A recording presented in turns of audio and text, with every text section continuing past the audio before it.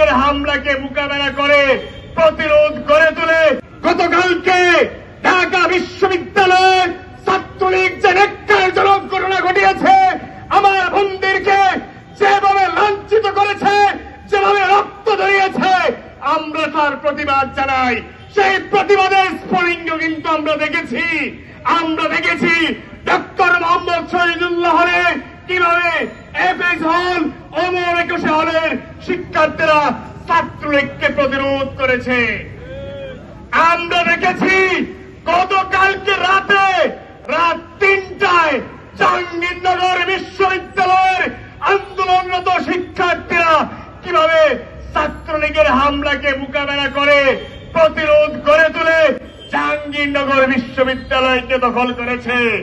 আমরা আজকে বলতে চাই 2018 সালে যে আন্দোলন করেছিলাম, আজকে সেই আন্দোলনে এসে মাননীয় প্রধানমন্ত্রী বলছেন রাজাকারের বাচ্চাদের জন্য কি আমাদের চাকরি ব্যবস্থা করতে হবে। আমরা আজকে বলতে চাই, আমি বলতে চাই, আমি একজন মুক্তিযোদ্ধার সন্তান।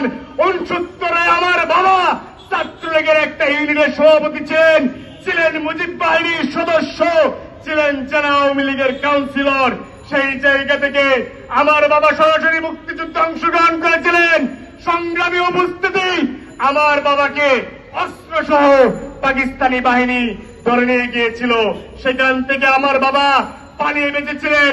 2018 সালে এই বৈষম্যমূলক কোটা ব্যবস্থা বাতিল কিংবা সংস্কারের পক্ষে আমি সেখানে দাঁড়িয়ে থেকে ঢাকা বিশ্ববিদ্যালয়ে আমার সকল সহযোদ্ধারা এখানে আছেন, ডাক্তার বিপিনুল হক নূর, রাশেদ খান, আরো অনেকেই এখানে উপস্থিত আছেন। তাদেরকে সাথে নিয়ে আমরা কিন্তু প্রতিরোধ করে তুলেছিলাম। এদেশের সাধারণ শিক্ষার্থীদেরকে এই বৈষম্য থেকে আমরা মুক্তি দিয়েছিলাম।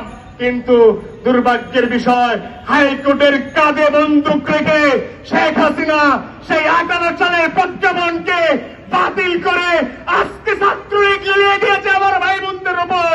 আজকে দুঃখ ভারাক্রান্ত মনে বলতে হয়, গতকালকে ঢাকা বিশ্ববিদ্যালয়ে আমার বোনদেরকে যেভাবে লাঞ্ছিত করেছে, আমার বোনদেরকে উপর যেভাবে রক্ত ধরিয়েছে, ছাত্রলীগের ভাইদেরকে বলবো তোমরা সাবধান হয়ে যাও, তোমরা কিন্তু ছাড় পাবে না। আমি আজকের এই সমাবেশ থেকে সারা দেশের প্রতিটি কলেজ এবং বিশ্ববিদ্যালয়ের পাড়া মহল্লায় সকল শিক্ষার্থীদেরকে বলবো প্রতিরোধ করে তুলুন, ঐক্যবদ্ধ হন। এই দাবি আমাদের বাঁচার, এই দাবি আমাদের পেটের। আজকে ঢাকা বিশ্ববিদ্যালয় সহ দেশের প্রতিটি কলেজ বিশ্ববিদ্যালয় থেকে যারা পড়াশোনা করছে তারা চাকরি নিশ্চয়তা পাচ্ছে না। সেই চাকরি নিশ্চয়তা কেন পাচ্ছে না সেটি আমরা জানি। সুতরাং সরকারি চাকরিতে যে কোটা ব্যবস্থা আছে, আজকের এই সমাবেশ থেকে দাবি জানাতে চাই সেটিকে অনূর্ধ্ব 5 থেকে 10% এনে সংস্কার করেন এবং আজকে সমাবেশ থেকে প্রতিটি কলেজ এবং বিশ্ববিদ্যালয়কে আমি হাসান আল মামুন আজকে শিক্ষার্থীদেরকে আহ্বান জানাচ্ছি, আপনারা রাজপথে নামুন, প্রতিরোধ করে তুলুন। আপনাদের অধিকার এই রক্ত দিয়ে আদায় করতে হবে। আরেকটি কথা বলতে চাই, কোন আন্দোলন কিন্তু খুব সহজে আপনি সফল হয় না।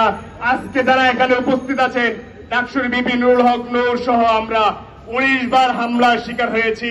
আজকে আপনারা জানেন আমার এই যে বুকের পাঁজর সেটি এখনো ভাঙা। সেই 18 সালে আমি আহত হয়েছিলাম।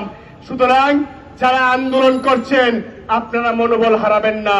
প্রাচ্যের অস্ফোট ঢাকা বিশ্ববিদ্যালয়কে বলতে চাই, ভাই বোনেরা কেউ বসে থাকবেন না, প্রতিরোধ করে তুলুন।